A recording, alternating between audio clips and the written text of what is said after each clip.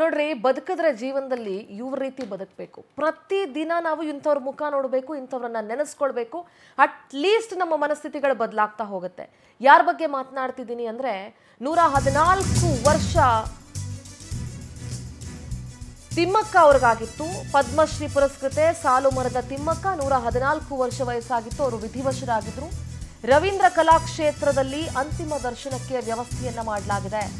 ಬೆಳಿಗ್ಗೆ 10:30ರವರೆಗೆ ಸಾರ್ವಜನಿಕ ದರ್ಶನಕ್ಕೆ ಅವಕಾಶ ಇದೆ. ಇವತ್ತು ಮಧ್ಯಾಹ್ನ ಕಲಾಗ್ರಾಮದಲ್ಲಿ ಅವರ ಅಂತ್ಯ ಸಂಸ್ಕಾರವನ್ನ ನೆರವೇರಿಸಲಾಗುತ್ತೆ. ತಮ್ಮ ಜೀವ ಇರೋವರೆಗೂ ಕೂಡ ಮರಗಳನ್ನೇ ಮಕ್ಕಳಂತೆ ನೋಡ್ಕೊಂಡವರು, ಪರಿಸರಕ್ಕೋಸ್ಕರ ಬದುಕಿದವರು.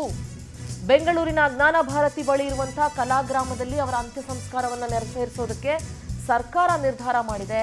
ಸಕಲ ಸರ್ಕಾರಿ ಗೌರವದೊಂದಿಗೆ ಅವರ ಅಂತ್ಯಕ್ರಿಯೆಯನ್ನ ನೆರವೇರಿಸಲಾಗುತ್ತೆ. ಪದ್ಮಶ್ರೀ ಪುರಸ್ಕೃತೆ ಸಾಲು ಮರದ ತಿಮ್ಮಕ್ಕ 114 ವರ್ಷ ವಿಧಿವಶರಾಗಿದ್ರು. ನಿನ್ನೆ ವಯೋಸಹಜ ಕಾಯಿಲೆಯಿಂದ. ಪವಾಡ ಅಲ್ವೇನ್ರಿ, ನಾವಿವತ್ತು 40 ವರ್ಷ 50 ವರ್ಷ ಬದುಕೋದೆ ಬಹಳ ದೊಡ್ಡ ವಿಚಾರ. ಅಂಥದ್ರಲ್ಲಿ 114 ವರ್ಷ ಬದುಕಿದ್ರು ಅಂತ ಹೇಳಿದ್ರೆ ಒಂದ್ ರೀತಿ ಪವಾಡನೇ ಅದು. ಅವರನ್ನು ನೋಡಿದ ತಕ್ಷಣ ಬರೋದು ಅವರ ನಗುಮುಖ ಯಾವಾಗ್ಲೂ. ನೋಡಿ, ಅವರು ಪದ್ಮಶ್ರೀ ಪ್ರಶಸ್ತಿಯನ್ನ ತೆಗೆದುಕೊಳ್ಳೋದಕ್ಕೆ ಹೋದಾಗ ಅವರ ಒಂದು ಆ ಡೌನ್ ಟು ಅರ್ತ್ ಸ್ವಭಾವ ನೋಡಿ, ಆ ವಿನಯತೆ ನೋಡಿ, ಕೈ ಎತ್ತಿ ಮುಗಿಬೇಕು ಅಂತ ಅನ್ಸುತ್ತೆ.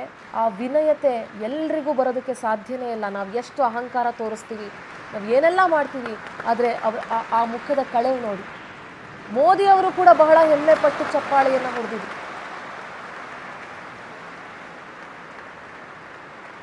ಸಾಲು ಮರದ ತಿಮ್ಮಕ್ಕ ಅವರಿಗೆ ಅವರೇ ಸಾಟಿ. ಅವ್ರಿಗೆ ಯಾರೂ ಸರಿಸಾಟಿ ಆಗೋದಕ್ಕೆ ಸಾಧ್ಯವೇ ಇಲ್ಲ. ಕರ್ನಾಟಕದಲ್ಲಿ ಅವರನ್ನು ಪಡೆದಂಥ ನಾವೆಲ್ಲರೂ ಧನ್ಯರು ಅಂತ ಹೇಳಬೇಕು.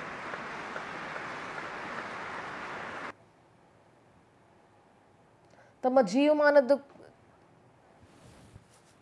ರವೀಂದ್ರ ಕಲಾಕ್ಷೇತ್ರದಿಂದ ನಮ್ಮ ಪ್ರತಿನಿಧಿ ಮಂಜುನಾಥ್ ನೇರ ಸಂಪರ್ಕದಲ್ಲಿ ಜಾಯ್ನ್ ಆಗ್ತಿದ್ದಾರೆ. ಮಂಜುನಾಥ್, ನಿಜವಾಗ್ಲೂ ಕರ್ನಾಟಕ ಅಲ್ಲ, ಈ ದೇಶಕ್ಕೆ ಬಹಳ ದೊಡ್ಡ ನಷ್ಟ ತಿಮ್ಮಕ್ಕ ಅವರನ್ನ ಕಳ್ಕೊಂಡಿರೋದು. ಮತ್ತೆ ಅವರಂತೆ ಮತ್ತೊಂದು ಜೀವವನ್ನ ನಾವು ನೋಡ್ಲಿಕ್ಕೆ ಖಂಡಿತ ಸಾಧ್ಯ ಇಲ್ಲ. ಸದ್ಯ ಅಂತಿಮ ದರ್ಶನಕ್ಕೆ ಯಾವೆಲ್ಲ ಸಿದ್ಧತೆಗಳಾಗಿದೆ ಮಂಜುನಾಥ್? ಹೌದು ಸಿಂಧೂರ, ಯಾಕಂದರೆ 114 ವರ್ಷಗಳ ಕಾಲ ಬದುಕಿ ಬಾಳಿ ಇನ್ನೊಬ್ಬರಿಗೆ ಅಂದರೆ ಒಂದಿಷ್ಟು ಹೆಸರು ಮಾಡಿದಂತಹ ಸಾಲು ಮರದ ತಿಮ್ಮಕ್ಕನವರು ನಿನ್ನೆ ಕೊನೆ ಉಸಿರೆಳೆದಿದ್ದಾರೆ. ಸೊ ಇವತ್ತು ಕೂಡ ರವೀಂದ್ರ ಕಲಾಕ್ಷೇತ್ರದಲ್ಲಿ ಅಂತಿಮ ದರ್ಶನ ವ್ಯವಸ್ಥೆಗೆ ರೆಡಿ ಮಾಡಲಾಗಿದೆ. ಸೊ ನೀವು ಗಮನಿಸ್ತಾ ಇರ್ಬೋದು, ಈ ಒಂದು ರವೀಂದ್ರ ಕಲಾಕ್ಷೇತ್ರದಲ್ಲಿ ಇಲ್ಲಿಗೆ ಇನ್ನೇನು ಕೆಲವೇ ಕ್ಷಣಗಳಲ್ಲಿ ಸಾಲು ಮರದ ತಿಮ್ಮಕ್ಕನವರ ಪಾರ್ಥಿವ ಶರೀರವನ್ನು ಇಲ್ಲಿ ಕರ್ಕೊಂಡ್ಬರ್ತಾರೆ.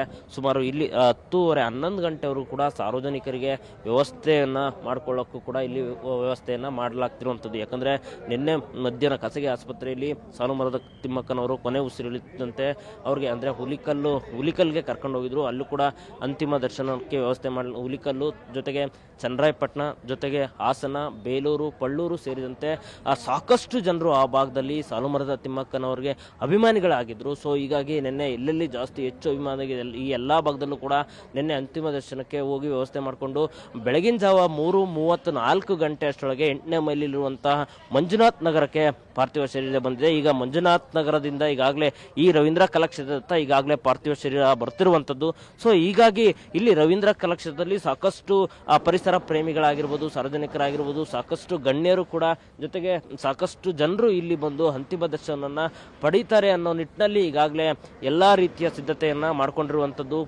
ಪೊಲೀಸ್ ಭದ್ರತೆ ಆಗಿರ್ಬೋದು, ಬ್ಯಾರಿಕೇಡ್ ವ್ಯವಸ್ಥೆ, ಎಲ್ಲ ವ್ಯವಸ್ಥೆಯನ್ನು ಈಗಾಗಲೇ ರವೀಂದ್ರ ಕಲಾಕ್ಷೇತ್ರದಲ್ಲಿ ಮಾಡಲಾಗಿದೆ.